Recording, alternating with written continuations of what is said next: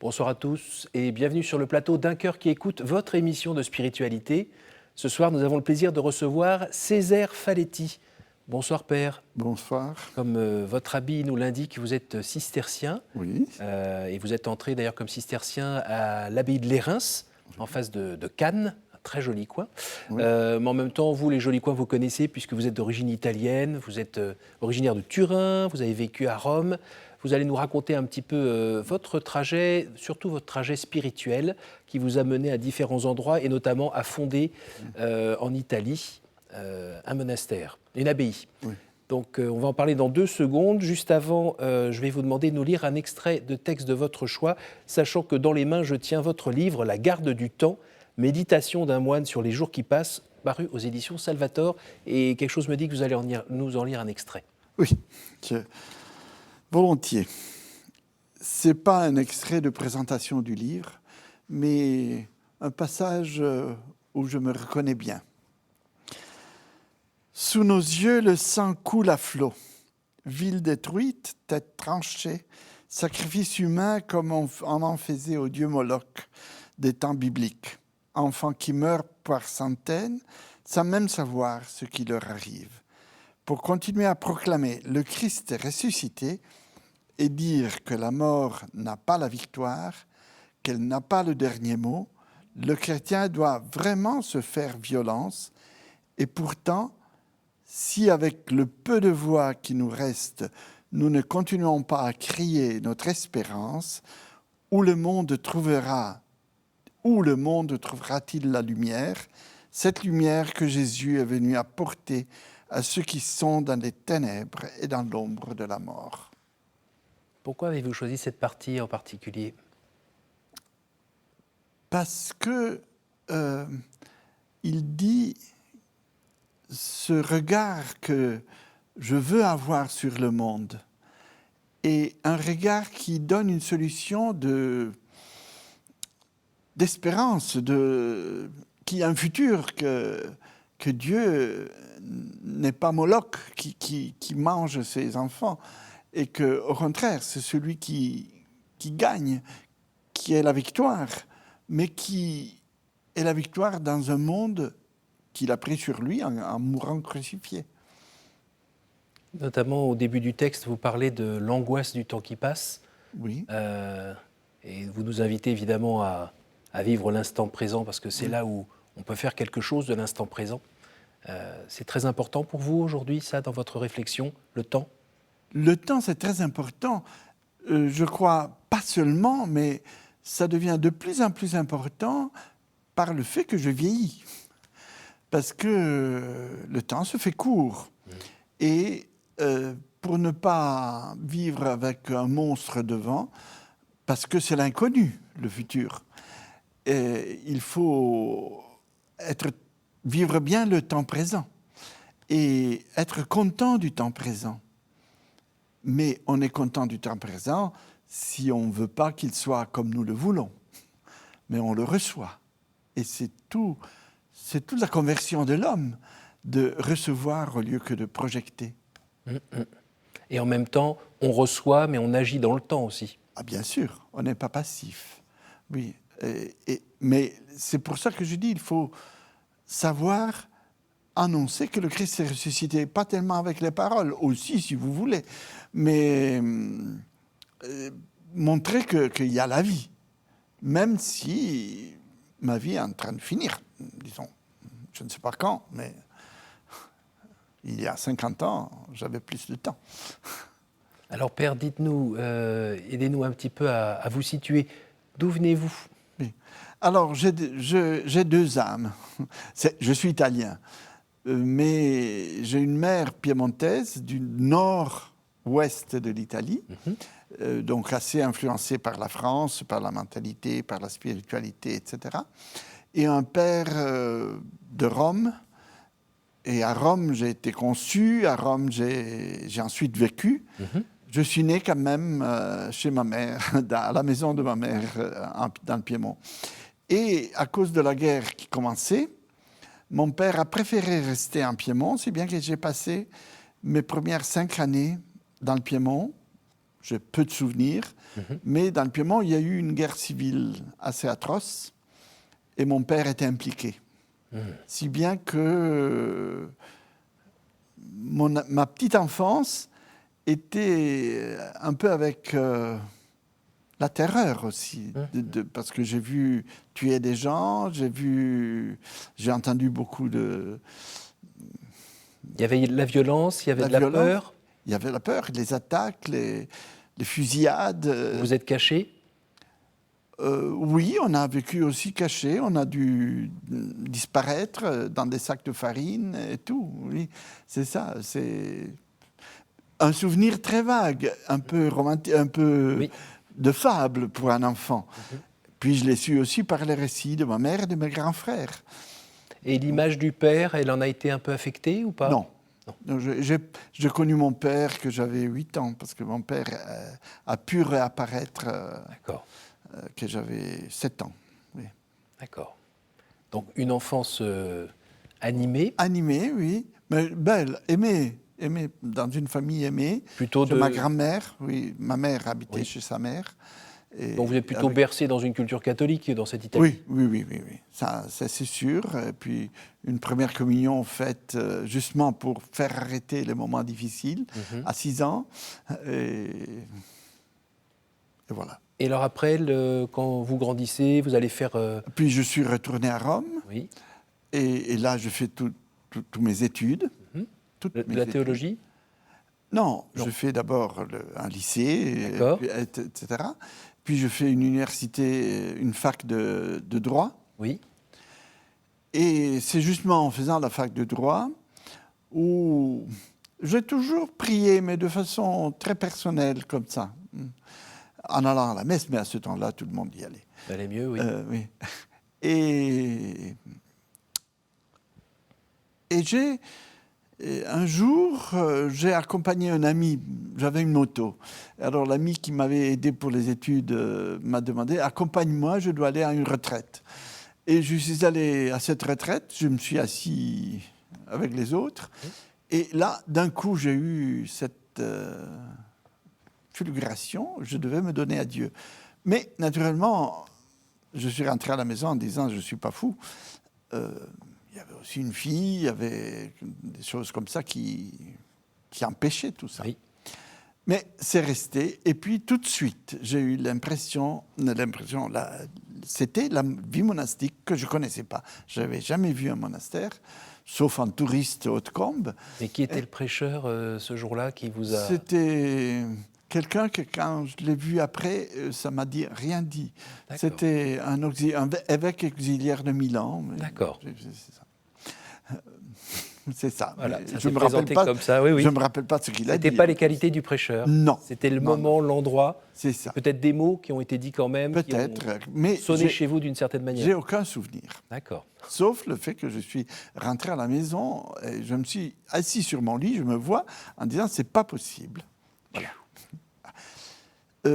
J'ai quand même demandé à ce prédicateur, qui était de Milan, donc, de me donner un père spirituel à Rome. Oui. Et il m'a donné quelqu'un de très, très bien. Oui, vraiment, mon père spirituel a été quelqu'un qui a su me prendre et me conduire, si bien que... Tout en respectant votre liberté. Oui, non, puis il ne pensait pas que j'avais une vocation. Si bien qu'un jour, quand je lui ai dit « je voudrais être moine », et il m'a dit « qu'est-ce que c'est ça ? Mais tu ne peux pas. À la limite, tu rentres au séminaire. » Moi, je lui ai répondu « prêtre comme vous, non. » Mais je n'étais pas tellement dans le milieu. Je ne sais pas qu'est-ce que je disais. Et en même temps, il m'a envoyé au séminaire. Alors, quand j'ai finalement dit oui, il m'a envoyé dans un collège de Rome, assez connu, et où j'ai fait toutes mes études de philosophie, théologie, mes 6 ans qu'il faut, en choisissant quand même d'être d'un diocèse petit, parce que de Rome, on ne m'aurait jamais envoyé dans un monastère à ce temps-là. Je dois dire que dans ma vie, je suis très reconnaissant au Seigneur parce que j'ai toujours été au bon endroit, au bon moment. Donc, à Rome, dans les années du boom, une famille assez aisée. Juste après-guerre? Non, après-guerre, ce n'était pas une famille aisée. Mais ensuite, elle l'est devenue. Quand vous dites boom, c'est à quel moment? 50-60. D'accord. Quand la Renaissance de l'Italie, on s'amusait beaucoup. Une jeunesse à Rome brillante, dans une très belle ville, mais qui n'était pas aussi angoissante que les villes d'aujourd'hui. C'était une ville qui avait 1,5 million d'habitants. Ce n'était pas une grande ville. Hein. Mais il n'y avait pas le danger à chaque coin de rue? Non, on jouait dans la rue et je connaissais tous les voisins. Et puis, à 8 ans, j'allais à l'école tout seul. Et je faisais 1 kilomètre pour aller à l'école tout seul. Donc, ça a changé. Ça a changé, c'est sûr.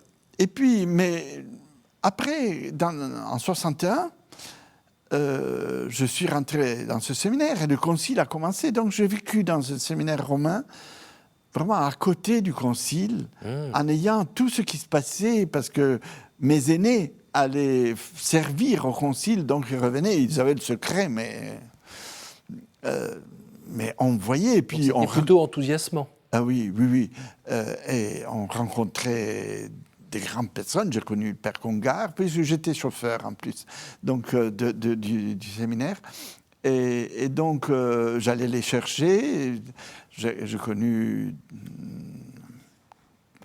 oui, plusieurs de ces noms, de grands noms. Un certain Karol Wojtyla? Non, ça, lui, non, parce que, non, il était jeune évêque, ça, non. Et après, quand le concile a fini, alors, puisque je ne voulais pas rester à Rome, j'ai demandé à mon évêque de me donner quelque chose à faire. Et il m'a dit non, c'était un autre temps. Il m'a dit, je n'ai aucune possibilité de te donner du travail, j'ai trop de prêtres. Alors, à ce moment-là, s'ouvrait le séminaire de vocation d'aînés de Turin, avec le cardinal Pellegrino, qui a été une grande figure d'après le concile, grand évêque, que j'ai beaucoup aimé. Et on m'a demandé d'être l'aide du recteur de ce séminaire, mais le recteur venait jamais, donc j'ai eu la responsabilité de ces aînés. Le séminaire venait s'ouvrir, on ne savait même pas d'où commencer, mais ça a été une époque de 4 ans merveilleuse. Donc dans l'esprit Vatican II, là. Oui, c'est ça, totalement. Totalement. Nouvelle aventure, une nouvelle page. Oui, sans les polémiques qui sont venues après. Oui. On lisait, on étudiait les documents, on vivait ce printemps. Et après, entre-temps, j'ai demandé d'être à Turin parce que je connaissais la vie monastique en France qui était plus brillante que celle d'Italie. Et donc, par exemple, celui qui m'a beaucoup marqué sur la vie monastique, c'est deux monastères, c'est l'abbaye de Tamier et Thésée. D'accord. Thésée, je ne pouvais pas rentrer parce que j'étais catholique. À ce temps-là, ça ne se faisait pas. C'était avant le concile des jeunes. D'accord. Mais je connaissais des moines de Thésée, etc. Et puis, Tamier, non, je n'ai jamais pensé de rentrer à Tamier. Peut-être que le mot trappe, ça me faisait peur. Oui. Je ne suis pas très courageux. Et c'est là que j'ai connu les sœurs de Bethléem, et qui avaient un genre de vie qui m'a beaucoup plu. Et très donc... très contemplatif. Oui, mais elles étaient un peu différentes d'aujourd'hui. Et elles accueillaient, elles avaient déjà la liturgie en français. Et si bien que j'ai été aumônier d'elles pendant 2 ans, dans les montagnes de Savoie. Oui. Et puis, avec elles, on est allé à Lérins. C'est là que... entre-temps, des jeunes s'étaient unis à moi. Et on est rentré à l'abbaye de Lérins. Alors, dites-moi, cet appel à la vie monastique, dans votre imaginaire à l'époque, ça correspondait à quoi? Ça correspondait, mais ce qui est drôle, c'est que la vie monastique m'est venue en souvenir d'un roman américain qui n'est pas du tout religieux et qui est Le fil du rasoir. Et où il y a un hippie qui cherche. Voilà, je me suis reconnu. Oui, on n'y pense pas tout de suite. Oui. à ce fil, justement. Non, qui mène, mais c'était resté dans mon image, dans ma mémoire. C'était quoi, la quête spirituelle, alors? C'était la quête spirituelle, voilà. Et le côté Mais- vie avec une règle? Mais c'est que dans ce livre, il passe dans un monastère et il connaît un moine. D'accord. Et c'est un peu ça qui... Mais ça n'explique pas la vie monastique. Oui. Mais c'est resté... Et moi, c'était naturel. Et puis, toute ma vie, j'ai cherché la vie monastique. Et la confrontation avec la vie monastique en vrai, la vie avec des frères, Non, à un c'était endroit avec une exactement règle, ce que je- c'était bon. J'ai trouvé exactement ce que je cherchais. Comment vous pouvez, en 2 mots, nous louer la vie monastique? Mais d'abord, 3 points. La liturgie. Moi, j'aimais beaucoup. Ma mère m'avait envoyé tout petit déjà comme servant de messe, Oui. etc. Donc, et puis au séminaire, j'avais aussi beaucoup aimé. Puis avec le concile, on avait vécu. Mhm. Et la vie fraternelle Oui. et la vie solitaire. Voilà. Puis aussi, après le discours de Paul VI aux cisterciens, aux trappistes notamment, l'accueil des gens dans la vie, pas pour prêcher ou des choses comme ça, mais dans la vie. Alors, dans votre livre, vous parlez notamment de quelque chose qui est important, mais pas facile à vivre, dites-vous, qui est la stabilité. Alors, j'ai le souvenir dans la règle de Saint-Benoît qu'on parle des moines gyrovagues, Oui. quand ils vont un peu partout. C'est ça. Non, la stabilité, pour moi, c'est quelque chose de très important, parce que ce n'est pas un lieu. C'est pas... Dans la tradition, c'est la communauté. Oui. C'est se lier Oui. à une communauté. Cette communauté-là, avec des anciens, avec des jeunes, et puis en faisant toute sa vie comme dans une famille, mais là-dedans. Oui, dans un lieu. Dans un lieu. Et avec un style. Oui. Chaque monastère, si vous vous êtes promené dans des monastères, chaque monastère est différent. On a tous la même règle de Saint-Benoît. Oui. Puis, on peut dire, on est tous cisterciens, donc... Mais l'abbé donne un peu sa patte, L'abbé et et puis la communauté. la communauté est le lieu. Oui. Quand je suis passé de la mer, d'une petite île dans la Méditerranée où il n'y a qu'un monastère, et puis on se promène et en 3/4 d'heure on a fait le tour, et puis si on veut encore se promener, il faut faire le tour à l'envers, mais il n'y a pas plus. Et je suis allé à la montagne où il y a la neige, où... Là où vous êtes allé vous avez été envoyé fonder. Oui, l'évêque de Turin a demandé à Reims a fait demander Oui. à Reims d'ouvrir une maison dans le Piémont parce qu'il n'y en avait pas. Il voulait exactement ce qu'on vivait. Sa demande était... On n'allait pas aider le clergé. Oui, oui. Voilà. C'était une demande de lieu où il y avait des moines qui priaient et qui accueillaient dans la prière. D'accord. C'était ce qu'on vivait à Reims. Et alors, on a dit oui, mais on a mis 11 ans avant de réaliser. Il y a une dame qui a beaucoup insisté pour qu'on prenne un terrain perdu dans les montagnes, abandonné, donc tout à faire. Mhm. Mais c'est une aventure très belle, hein, il faut dire. Quand vous parlez, pardon de vous couper, quand vous parlez de l'Érins et justement de cet endroit-là, Oui, je comprends mieux pourquoi dans votre livre vous donnez aussi une grande place à la nature, oui. qui est aussi une école de vie, Ah oui, c'est sûr. qui a été votre école de vie aussi. Oui.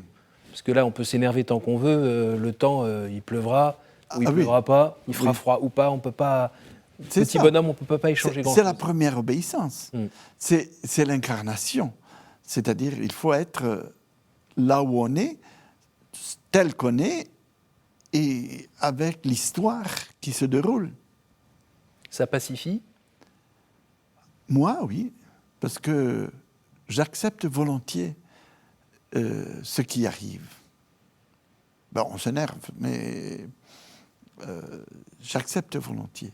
Et tout au long de ces années, votre connaissance de Jésus, elle a grandi, elle a toujours été la même? Non.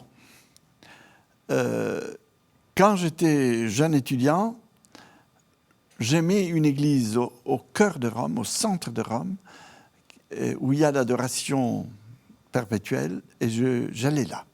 c'est là que ma vocation a mûri, pas née, mais mûri. Parce que je me tenais devant le Seigneur, mais c'était très personnel. Le concile m'a appris, et le concile et le séminaire m'ont appris l'aspect ecclésial, disons. Oui. Je ne savais pas ce que ça voulait dire. Oui. Puis, naturellement, en étudiant, on se fait une idée de ce qu'est le christianisme. Je lisais volontiers déjà avant l'écriture. Mais l'écriture, ça m'a beaucoup marqué. Et l'amour de l'écriture est très fort. Et mon nom, qui était un peu celui du baptême, mais un peu changé à la française, mais c'est un moine de Reims qui était très amoureux de l'écriture.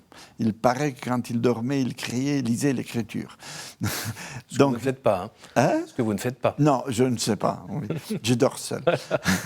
Mais l'amour de l'écriture, ça a beaucoup grandi et c'est resté. Voilà. Et l'amour de Jésus aujourd'hui, vous diriez quoi de Jésus? C'est qui pour vous, Jésus? Pour moi, c'est celui que je reçois de l'Église. Hein. C'est le Verbe incarné qui a donné sa vie pour moi et qui marche avec moi et qui me donne la vie en me donnant son Esprit Saint et qui m'a introduit dans le cœur de la Trinité. Parce que pour moi, c'est très important, vivre au cœur de la Trinité. Vous précisiez tout à l'heure que les années passaient et qu'il y avait un peu moins d'années devant qu'il y en avait derrière. Comment vous comptez cheminer ces prochaines années avec Jésus, justement? Au jour le jour. Parce qu'à un certain moment, à cause de nos constitutions, j'ai terminé d'être le responsable d'un monastère et nos constitutions demandent de disparaître pendant 1 an. J'ai demandé, et on ne pouvait pas trop me refuser, d'aller à la maison généraliste, donner un coup de main, mais je pensais faire le standard, une chose comme ça. Et au contraire, ça se trouvait qu'il y avait besoin d'un recteur du collège pour les étudiants qui étudient dans les universités pontificales de Rome. Et bon, j'ai dit oui, parce que dire oui, c'est la chose la plus simple de ce monde. Et puis, obéissance. C'est ça. Je ne dis pas oui parce que j'ai envie de la vie tranquille. Je n'ai pas ce caractère-là. Mais c'est vrai que dire oui, ça veut dire accepter les aventures que la vie vous donne. Et que ta volonté soit faite. Oui, mais c'est une aventure. C'est pas si simple que ça. Mais je préfère vivre quelque chose qui me contredit, mais qui m'ouvre une histoire, plutôt que dire je suis dans mon fauteuil et vous ne me dérangez pas. Pas la routine. Non, pas la routine et pas le mot déranger. J'ai jamais voulu accepter ce mot déranger. Nous arrivons déjà à la fin de cette émission. Je vais vous demander de me dire un chiffre entre 1 et 7, s'il vous plaît. 7. En dehors de la Sainte Famille, quel est le personnage biblique qui vous touche le plus en ce moment? Le personnage biblique qui me touche, je crois le prophète Élie. En un mot, pourquoi? Parce que, justement, c'est un homme à qui tout allait mal, mais qui était toujours disponible à repartir. Et c'est ça que je veux vivre. Je ne sais pas ce qui se passera, mais je suis prêt. Entre 1 et 6? Le 5. Si vous pouviez revenir en arrière et changer quelque chose dans votre vie, que feriez-vous? Rien.